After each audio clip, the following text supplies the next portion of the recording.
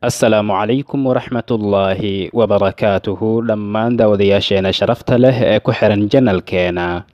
markaan ka sheekaynayno nin xakiim ah ama nin xikmad badan, qofka ugu horreeya ee niyaddeena ku soo dhacaya waa luqmaanul xakiim, kaasoo uu alle subxaanahu wa tacaala isaga iyo wiilkiisaba qisadooda inooga warramay qur'aanka kariimka ah dhexdiisa. balse waxaa nasiib darro ah in dadka badankooda aysan wax badan ka garanaynin luqmaanul xakiim markii laga reebo xikmadihiisa. haddaba yuu ahaa luqmaanul xakiim? ma dhabba inuu addoon ahaa? ma wuxuu ahaa weli ka mid ahaa awliyada alle, mise wuxuu ahaa nebi ka mid ah ambiyadii alle? waa kee waddanka afrikaanka ah ee uu ka soo jeeday luqmaanul xakiim? waxaan muuqaalkan gudihiisa idinkugu soo gudbin doonnaa waxyaabihii ku duugnaa qisooyinkii luqmaanul xakiim. dhagaysi wacan.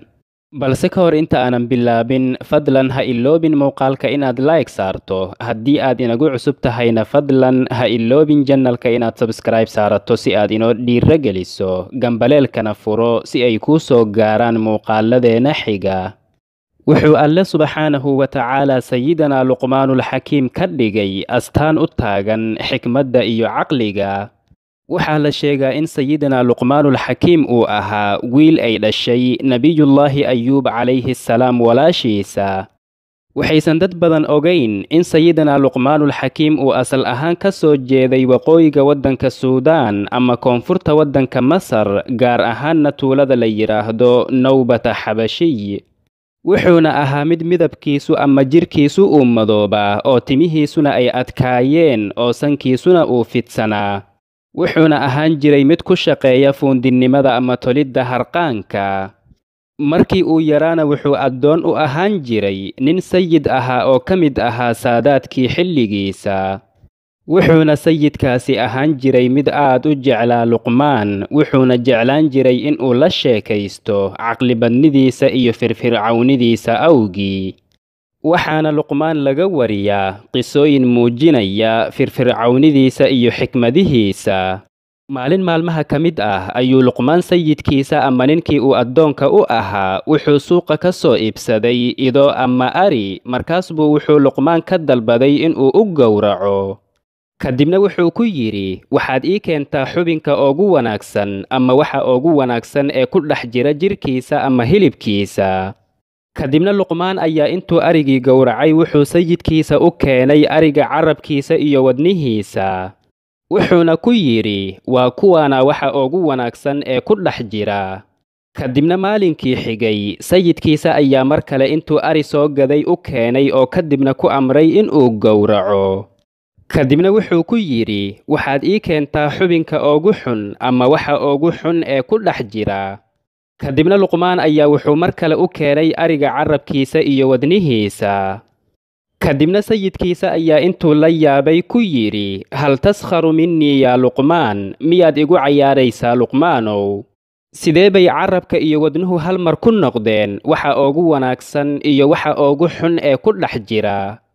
kadibna luqmaan ayaa wuxuu ugu jawaabay, ma jiro shay ka wanaagsan haddii ay wanaagsanaadaan, sidoo kale ma jiro shay ka xun haddii ay xumaadaan. kadibna luqmaan hadalkiisa ayaa aad uga yaabiyey oo uu la dhacay. waxaana la sheegaa in sayidkiisu uu isla markaasba addoonnimada ka xorreeyey xikmadihiisa iyo caqlibadnidiisa awgii. wuxuu luqmaan noolaa xilligii nebiyullaahi daawuud calayhi salaam ka hor inta aanan nebi laga dhigin. wuxuuna xikmadaha ka bartay nebiyullaahi daawuud calayhi salaam. sidoo kale wuxuu alle subxaanahu wa tacaala ku mannaystay cilmi iyo xikmado uusan siinin cid kale. allena wuxuu yidhi subxaanahu wa tacaala, walaqad aataynaa luqmaana alxikmata an ishkur lilaah waman yashkur fa innamaa yashkuru linafsih. waxaan xikmad siinay addoonkayga luqmaan, waxaana ku nidhi alle uga mahadceli nicmada uu ku siiyey, maxaa yeelay qofkii rabbigiisa ku shukriya waxay shukrintaasi ku laabanaysaa naftiisa. qofkii nicmada uu alle subxaanahu wa tacaala ku galladaystay inkira oo alle subxaanahu wa tacaala uga mahadcelin waayana, alle subxaanahu wa tacaala waa mid ka qanisan oo aanan u baahnayn mahadcelintiisa. wuxuu luqmaanulxakiim dadka dhexdooda ooga soo caanbaxay xikmadihiisa iyo caqlibadnidiisa, waxayna dadku ula soo laaban jireen ama ula imaan jireen xallinta khilaafaadka iyo u kala garqaadiddooda. wuxuuna qaadi ahaan oogu shaqayn jiray banu Israa'iil. intaas kadibna wuxuu noqday qaadiga oogu sarreeya qudaadda, wuxuuna isku beddelay sayid aad loo ixtiraamo kadib markii uu ahaan jiray addoon daciif ah. wuxuuna rasuulkii alle sallallahu calayhi wasallam ka yidhi: lam yakun luqmaanu nabiyan walaakin kaana cabdan kathiira atafakkur xasuna alyaqiin axabba allaha tacaala fa axabbah famanna calayhi bilxikmah. luqmaan ma uusan ahayn nebi, balse wuxuu ahaa addoon aad u feker badan oo yaqiintiisuna ay aad u wanaagsan tahay. alle ayuu jeclaaday, kadibna alle ayaa jeclaaday subxaanahu wa tacaala, kadibna xikmado ayuu alle subxaanahu wa tacaala ku galladaystay. wuxuu luqmaan calayhi salaam dhalay oo uu alle subxaanahu wa tacaala siiyey wiil baari ah. wuxuuna luqmaan ahaan jiray mid aad ugu naseexayn badan wiilkiisa. mar walba oo uu la fadhiisto wuxuu ahaan jiray mid tarbiyeeya oo u naseexeeya. kuwii ugu caansanaa naseexooyinkii ama talooyinkii uu luqmaan wiilkiisa siin jiray waxaa ka mid ahaa: yaa bunay, laa takun xulwan fatublac walaa muran fatulfad. wiilkaygiyo ha noqonin macaan la iska liqliqo, hana noqonin qaraar la iska tufo. yaa bunay, laa tu'akhir الtawba fa ina almowta ya'tii bagtah. wiilkaygiyo ha dibdhigin towbada, maxaa yeelay geeridu waxay ku timaadaa si kedis ah. yaa bunay, iyaaka waddayn fa innahu dullu nnahaar wa hammu llayl. wiilkaygiyo waxaan kaaga digayaa daynta, maxaa yeelay maalinkiina waa dullinnimo, habeenkiina waa murugo iyo welwel. yaa bunay, laa ta'kul shabcan fawqa shabac fa innaka in tanbidhu ila alkalbi khayrun lak. wiilkaygiyo dhereg ha ku kordarin dhereg kale, ama adigoo dheregsan ha cunin cunto kale, maxaa yeelay in aad eeyaha u tuurto ayaa kaaga khayr badan.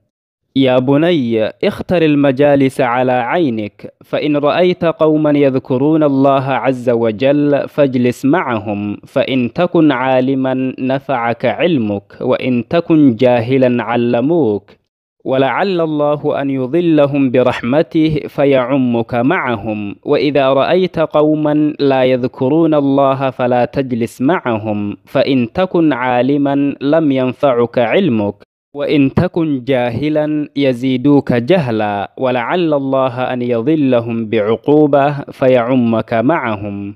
wiilkaygiyow majaalista ama dadka aad la fadhiisanayso isaga eeg indhahaaga. haddii aad aragto qoom alle subxaanahu wa tacaala xusaya la fadhiiso, maxaa yeelay haddii aad caalim tahay waxaa ku anfacaya cilmigaaga, haddii aad jaahil tahayna waxbay ku barayaan.